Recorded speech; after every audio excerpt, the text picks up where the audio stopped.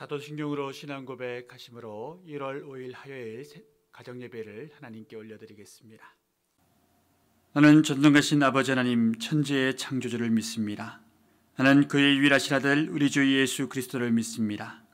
그는 성령으로 잉태되어 동정녀 마리아에게서 나시고 본디오 빌라도에게 고난을 받아 십자가에 못 박혀 죽으시고 장사된 지 사흘 만에 죽은 자 가운데서 다시 살아나셨으며 하늘에 오르시어 전능하신 아버지 하나님 우편에 앉아 계시다가 거기로부터 살아있는 자와 죽은 자를 심판하러 오십니다. 나는 성령을 믿으며 거룩한 공교회와 성도의 교제와 죄를 용서받는 것과 몸의 부활과 영생을 믿습니다. 아멘.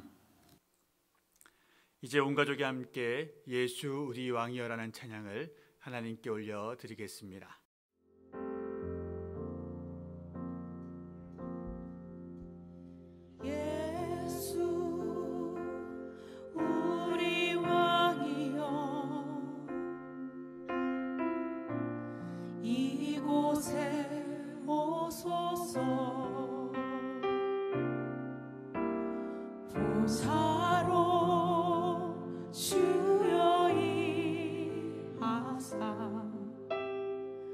찬양을 받아 주소서. 주님을 찬양하오니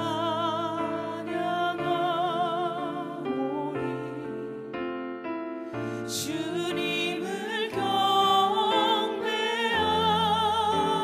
경배하오니 왕이신 예수여 오셔서 좌정하사 다스리소서.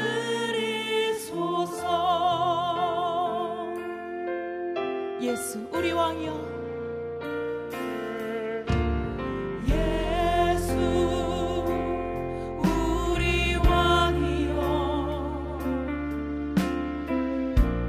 이곳에 오소서.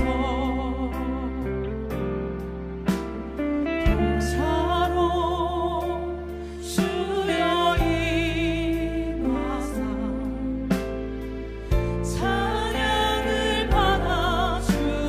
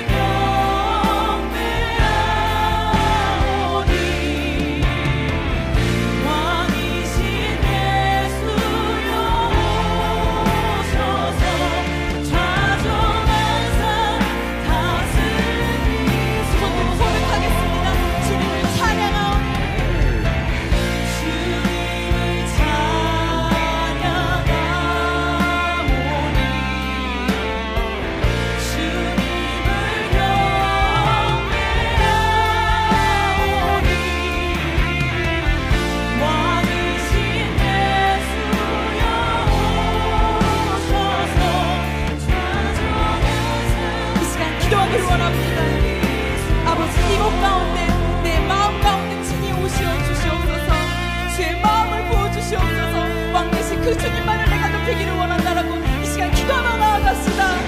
주님을 찬양하오니 주님을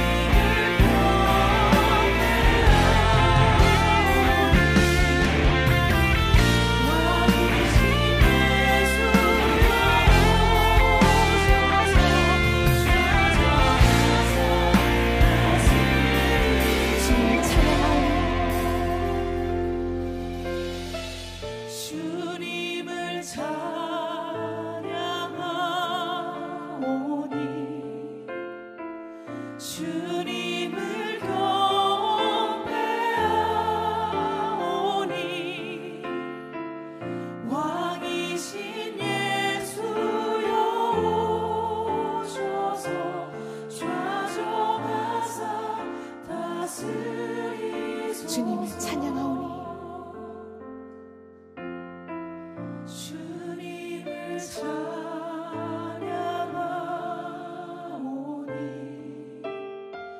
주님을 경배하오니 왕이신 예수여 오셔서 자정하사 다스리소서. 자정하사 다스리소서.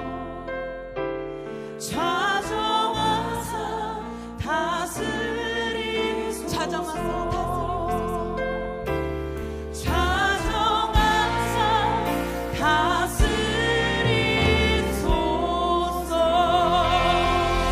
우리의 왕 되신 주님께서 친히 이곳 가운데 오셨습니다. 할렐루야. 오늘 우리에게 주시는 하나님의 말씀은 누가복음 2장 25절부터 27절까지의 말씀입니다. 영상을 보시면서 함께 읽으시겠습니다. 예루살렘에 시몬이라 하는 사람이 있으니 이 사람은 의롭고 경건하여 이스라엘의 위로를 기다리는 자라.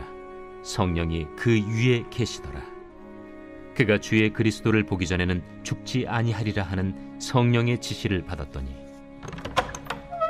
성령의 감동으로 성전에 들어가매 마침 부모가 율법의 관례대로 행하고자 하여 그 아기 예수를 데리고 오는지라. 믿음은 다른 말로 하면 기다림이라고 할 수 있습니다. 그리고 동시에 모험적인 삶을 사는 것이지요. 그러나 이 모험은 불안한 모험이 아니라 커다란 신뢰함 가운데의 모험이라 할 수 있습니다. 믿음의 삶이란 그 실현 가능성을 보고 따르는 것이 아니라 그 약속을 주신 하나님을 신뢰함 가지고 따르는 삶을 의미하지요. 시므온은 이런 하나님의 신실한 약속 가운데 하나였던 메시아의 탄생을 고대하던 사람이었습니다. 그의 눈으로 보건대 로마 사회가 압제하고 있던 당시의 유대의 땅의 상황은 결코 하나님의 율법에 하나님의 선하심의 통치 가운데 있던 상황이 아니었습니다. 그래서 하나님의 약속의 말씀을 굳게 믿고 곧 오실 메시아를 평생의 삶 가운데 믿음으로 고대했던 사람이 바로 이 시므온이라는 사람입니다. 예수님은 이런 시므온과 같은 사람들의 믿음을 바라보시며 하나님께서 보내신 참 메시아였습니다. 또한 유대인들만의 메시아가 아니라 전 인류 믿는 모든 사람들을 구원케 하기 위한 하나님의 아들이셨습니다. 오늘 본문 속의 시므온은 그 고대하던 예수님을 만나게 됩니다. 이처럼 우리 삶 가운데도 우리가 하나님의 약속을 믿고 믿음의 삶을 모험적으로 살기 시작하면 신실하신 하나님께서 그 약속하신 바를 반드시 이루어 주시는 것이기 때문입니다. 착각하지 말 것은 내가 신실하기 때문에 그러한 일이 일어나는 것이 아니라 반대로 하나님께서 신실하시기 때문에 그런 믿음의 약속이 우리 가운데 이루어진다는 것입니다. 이것이 왜 중요하냐 하면 사탄은 언제나 우리의 마음에 이런 부스러기들을 남깁니다. 악한 부스러기들이지요. 너가 어저께 이런 말을 했는데 하나님이 내게 복을 주시겠니? 네가 이런 약속을 해놓고 하나님께 약속 지키지 않았는데 그때 하신 하나님의 약속이 유효할 수가 있겠니? 네가 오늘 누구와 다투었는데 그 다툼을 가진 잘못된 성령을 가진 너에게 하나님께서 복을 주시겠니? 이렇게 사탄은 우리의 마음을 충동질합니다. 그리고 우리 가운데 있던 낙담이 또한 생기게 되고 그 낙담으로 인하여 믿음을 잃게 되지요. 그런데 여러분, 하나님의 약속은 우리의 어떠함 때문에 주어지는 것이 아니라 반대로 온전한 하나님의 신실하심 때문에 주어지는 것입니다. 그렇기에 하나님께서는 우리를 끝까지 사랑하시고 신실히 바라보시기에 우리의 나쁜 점, 부끄러운 점이 있다 하더라도 우리를 품으시고 우리에게 복을 주십니다. 그리고 우리는 그러한 마음이 들 때, 사탄이 주는 마음의 부스러기가 생길 때는 하나님께 기도하면 됩니다. 하나님, 제가 이런 잘못을 하였습니다. 하나님, 제가 이런 말을 하였습니다. 하나님, 저에게 이런 미움이 있었습니다. 그런데 그것이 잘못됨을 알고 지금 용서함을 구하오니 주여 이와 같은 일을 기억하지 마시고 하나님께서 약속하신 그 복을 지금의 저에게도 허락하여 주옵소서. 여러분, 그렇게 하면 신실하신 하나님께서는 우리의 그 기도를 보고 또한 우리의 마음을 아시는 까닭에 우리의 약함을 보시며 꾸짖지 아니하시고 오히려 전처럼 우리에게 그 복을 허락하여 주십니다. 우리의 믿음은 그렇게 솟게 되는 것이지요. 다시 한 번 더 강조하여 말씀드립니다. 하나님이 주시는 복, 하나님이 주시는 약속의 성취는 우리의 어떠함 때문에 주어지는 것이 아니라 하나님의 신실한 신까닭에 주어진다는 사실 말입니다. 제된 사람이 신실해 보아야, 선해 보아야 얼마나 선하겠습니까? 얼마나 선해질 수 있겠습니까? 그렇기에 우리는 하나님만 바라보는 것입니다. 하나님의 그 은혜만을 꿈꾸는 것이지요.